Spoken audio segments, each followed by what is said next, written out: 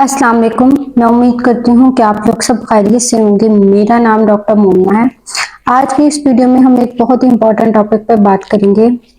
आज जिस हम टॉपिक पर बात करने लगे हैं वो ये है कि अगर दो या दो से ज़्यादा मिसकैरेज हो जाएं तो उसके बाद आपने किस तरह से अपने डॉक्टर को अप्रोच करना है और कौन कौन से ऐसे टेस्ट हैं जिसके करवाने के बाद नॉर्मल बच्चा होने की, नॉर्मल डिलीवरी होने के जो इम्कानात हैं वो बढ़ जाते हैं। सबसे पहले मैं आपको ये बात बता दूं कि अगर आपका एक अबॉर्शन हुआ है या दो अबॉर्शन हुए किसी रीज़न की वजह से, तो सबसे इम्पोर्टेंट चीज़ जिसका आपने ध्यान रखना वो ये है कि आपने स्ट्रेस नहीं लेना। उस अबॉर्शन की वजह से आपने टेंशन में नहीं चले जाना। अक्सर पेशेंट आके ये सवाल कर रहे होते हैं कि हमारे तो बार बार प्रेगनेंसी लॉसेस हो रहे हैं, बार बार अबॉर्शन हो रहे हैं, तो मे भी हम एक नॉर्मल बच्चा ना पैदा कर सके। तो इसका जवाब है नहीं, ऐसा बिल्कुल भी नहीं होता। ऐसे में स्ट्रेस या टेंशन लेना किसी मसले का हल नहीं है, बल्कि ये आपकी प्रॉब्लम को और बढ़ा देता है। और नॉर्मली एक प्रेगनेंसी लॉस होने के बाद, एक अबॉर्शन के बाद अगली नॉर्मल प्रेगनेंसी होने का, नॉर्मल बच्चा पैदा करने के जो चांसेस हैं वो 90 से 95% तक होते हैं।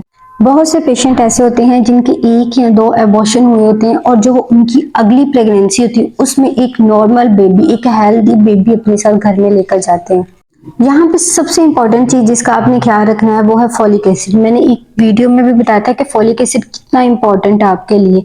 ये आपकी एग की क्वालिटी को बेहतर बनाता है। आपने इसको प्रेगनेंसी होने से 3 माह पहले प्री प्रेगनेंसी इसको यूज करना है, और जब आप प्रेग्नेंट हो जाती हैं, कंसीव कर जाती हैं, तो इसे फर्स्ट ट्राइमेस्टर में यानी हमल के पहले 3 माह में इसका बाकायदगी से इस्तेमाल करना है।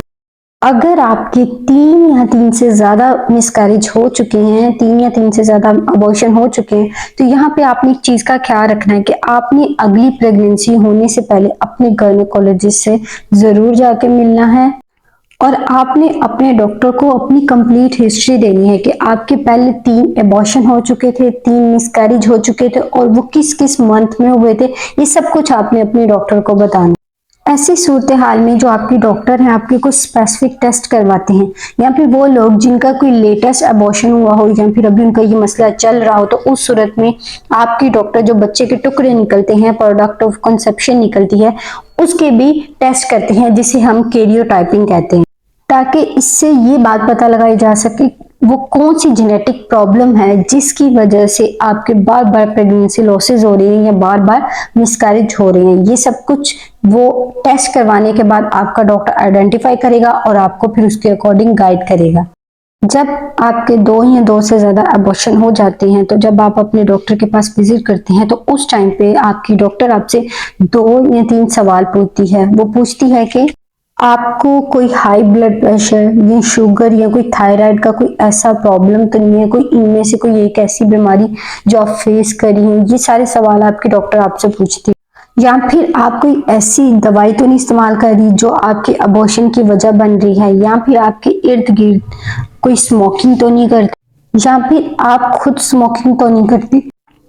अगर आपको कोई किसी किस्म की ना शुगर की, ना ब्लड प्रेशर की, ना थायराइड की बीमारी रही हो और आपके टेस्ट भी नॉर्मल आए हो, तो उस कंडीशन में डॉक्टर आपसे सवाल पूछते हैं इन्फेक्शन का, कि खुदा ना खासा पिछली किसी प्रेगनेंसी में आपको अपने हमल के पहले 4 महीनों के दरमियान किसी किस्म का तेज बुखार, नज़ला, जुकाम, ऐसी कोई अलामत तो नहीं जाहिर हुई थी, ताकि वो ये चीज़ रूल आउट कर लें कि आपको कोई इन्फेक्शन तो नहीं हुआ था जिसकी वजह से आपका अबॉर्शन हुआ।